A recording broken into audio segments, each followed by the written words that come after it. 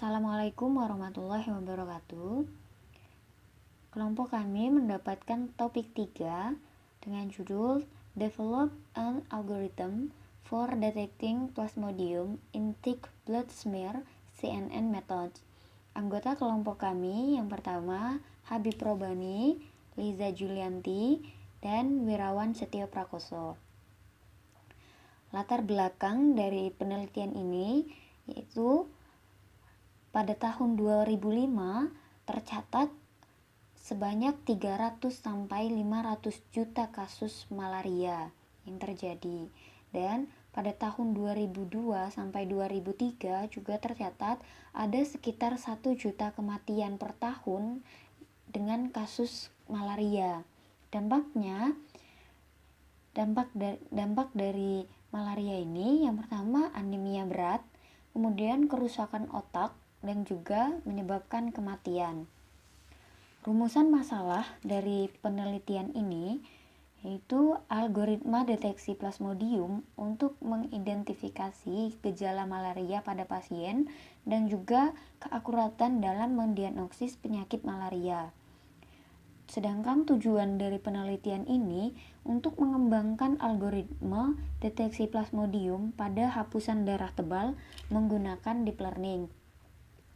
Untuk dataset yang kami gunakan berupa gambar JPG dengan jumlah 1182 data. Metode yang digunakan untuk penelitian ini menggunakan sliding window dan convolutional neural network. Dalam melakukan pendeteksian ini, beberapa langkah yang kami gunakan. Yang pertama yaitu preprocessing plasmodium. Nah, dalam tahap preprocessing plasmodium ini, yang pertama dilakukan adalah mengekstrak region untuk objek plasmodium pada data yang bounding box dengan meresize sebesar nanti datanya menjadi 40 kali 40. Data yang digunakan sebanyak 1100 data yang akan digunakan untuk data latih. Nah, hasil dari ekstrak region untuk objek plasmodium seperti ini, sehingga sudah diperoleh dataset untuk plasmodium atau objek. Kemudian langkah yang kedua yaitu mengekstrak region untuk non-plasmodium atau backgroundnya, dan juga di resize dengan ukuran 40 kali 40. Data yang digunakan juga 1100 nanti untuk data latih. Hasil dari ekstrak regionnya seperti ini, sehingga sudah diperoleh data background. Nah, dari kedua hasil ekstrak ini diperoleh jumlah datanya sebanyak 7109 data. Nah, karena terdapat hanya sekitar 7000 data, sedangkan kami menggunakan deep learning CNN memerlukan data yang cukup banyak untuk data trainingnya. Maka kami melakukan augmentasi dataset untuk menambah jumlah datasetnya. Dari data yang kami peroleh setelah melakukan augmentasi, data plasmodiumnya diperoleh sebanyak 35.545 data. Sedangkan untuk non-plasmodiumnya atau background diperoleh 223.248 data. Nah, berdasarkan data ini, perbandingan antara plasmodium objeknya dan background itu terlalu jauh, sehingga ketika melakukan training datanya tidak seimbang. Oleh karena itu, data non-plasmodiumnya kami bagi menjadi 4, sehingga hasilnya yang kami gunakan untuk data non-plasmodium atau backgroundnya nanti hanya sebanyak 55.821 data, sehingga perbandingan antara plasmodium dan backgroundnya tidak terlalu jauh. Maka nanti yang digunakan sebagai data latih adalah data ini. Tahap selanjutnya, yang kedua adalah arsitektur CNN. Pada tahapan ini, kami memodelkan CNN-nya untuk mendapatkan arsitektur CNN yang tepat untuk pendeteksian dataset kami. Nah, dari model yang telah kami dapat, kami menggunakan 4 konvolusi dan juga 2 max pooling, 2 dropout, dan juga dense 2. Nah, setelah didapat model ini, dilakukan klasifikasi CNN-nya dari data training tadi, di mana diperoleh akurasi klasifikasinya sebesar 97%. Nah, dari data latih ini, dataset yang 0 sampai 35.544 itu merupakan data Plasmodium. Sedangkan 35.545 sampai seterusnya itu merupakan dataset untuk non Plasmodium atau backgroundnya. Nah, setelah dilakukan training data ini, tahapan selanjutnya adalah melakukan pendeteksian.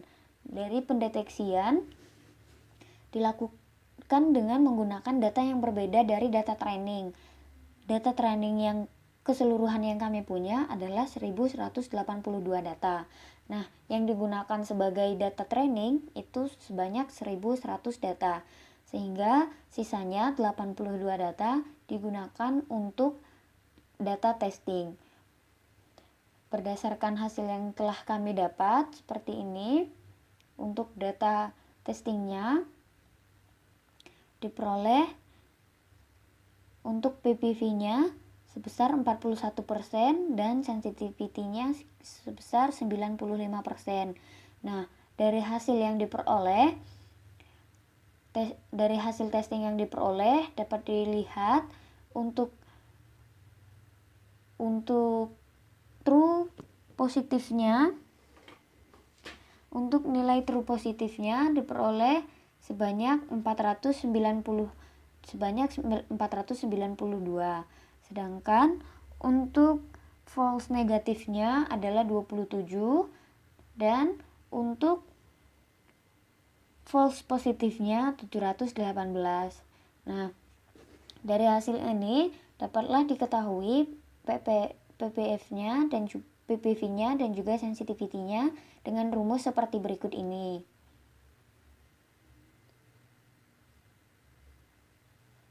Kesimpulan yang didapat dari penelitian kami, pendeteksian Plasmodium. Yang pertama, akurasi classifier Plasmodium pada thick blood smear menggunakan metode sliding window convolution neural network sebesar 95%. Kemudian, akurasi deteksi Plasmodium pada thick blood smear menggunakan metode sliding window convolution neural network dengan nilai PPV-nya sebesar 41% dan sensitivity-nya 95%. Demikian hasil presentasi kami. Selanjutnya, untuk pemrograman dapat ditunjukkan seperti berikut ini.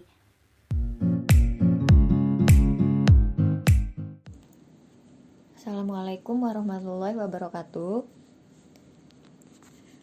Pada kesempatan ini, kelompok kami akan menyampaikan topik 3 mengenai deteksi Plasmodium pada darah tebal.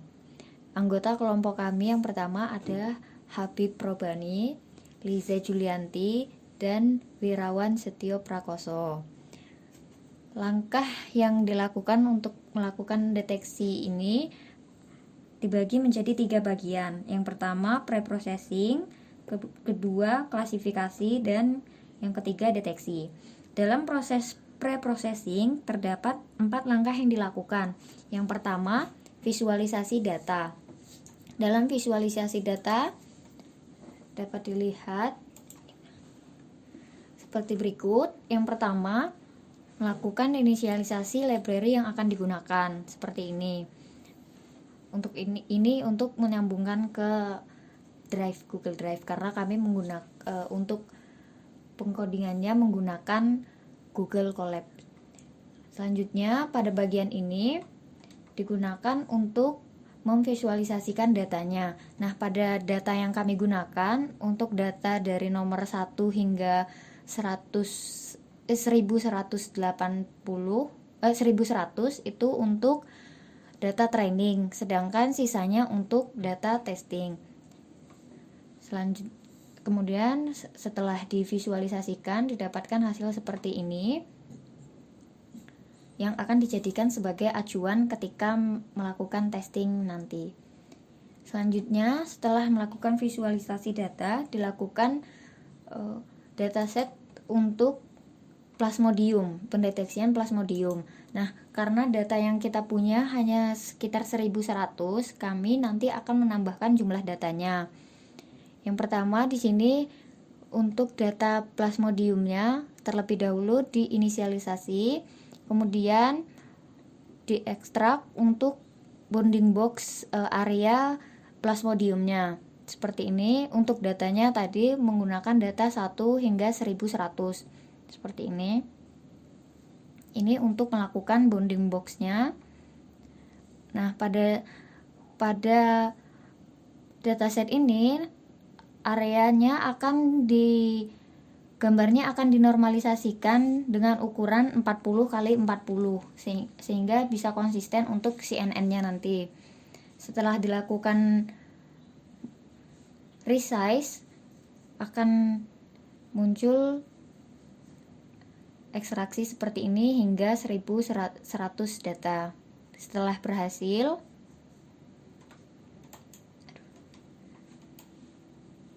didapat seperti ini menunjukkan dataset untuk Plasmodiumnya yang akan digunakan sebagai data training nanti. Setelah itu, yang ketiga dilakukan dataset untuk background atau bukan objek Plasmodium. Yang pertama dilakukan adalah inisialisasi untuk library-nya, kemudian seperti tadi untuk ekstraksinya datanya adalah yang 1 sampai 1100. Nah, ini untuk memanggil datanya dan ini untuk bounding box-nya. Nah, di sini untuk data background tadi pada Plasmodium itu merupakan bagian di dalam 40 size yang 40 kali 40 pixel. Nah, sedangkan si background itu dianggap yang bagian di luar dari bounding box 40 kali 40 tadi, sehingga dia dianggap sebagai background. Nah, setelah dijalankan nanti hasilnya akan disimpan di bagian ini. Data ini akan muncul hasil seperti ini. Nah, ini adalah hasil dari backgroundnya, dataset background. Selanjutnya, karena dataset yang kita punya hanya sekitar 1100, untuk melakukan CNN itu kan kita memerlukan data yang cukup banyak. Jadi kami melakukan augmentasi data untuk menambah data training. Pada data training ini tadi untuk yang data Plasmodium, untuk Plasmodiumnya setelah dilakukan akan bertambah menjadi ini untuk yang Plasmodium. Untuk Plasmodium data trainnya tadi kan setelah kita ambil dari yang datasetnya yang merupakan Plasmodium atau objek, kemudian nanti akan ditambahkan augmentasinya. Ini untuk horizontal, flip horizontalnya, vertikal, kemudian juga rotasinya dan juga pengaturan cahaya. Nah, kemudian digabungkan, maka didapatlah nanti image yang baru sebagai image Plasmodium yang telah diaugmentasi dan dimasukkan ke dalam file ini.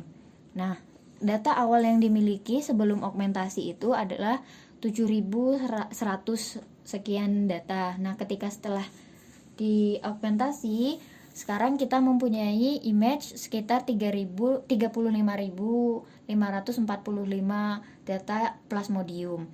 Nah, setelah itu untuk background yang diperoleh itu seperti ini, juga diaugmentasi sehingga datanya jadi lebih banyak, sekitar 223.000. Nah, tetapi karena perbandingan ini terlalu banyak dibandingkan antara Plasmodium dan background, maka kami membagi untuk backgroundnya dibagi menjadi 4. agar perbandingan antara plasmodium dan background berimbang. Jadi target yang kami capai 35 untuk data plasmodium, 35.000 untuk data plasmodium dan 50.000 untuk data backgroundnya, sehingga ketika melakukan training datanya dapat seimbang seperti ini.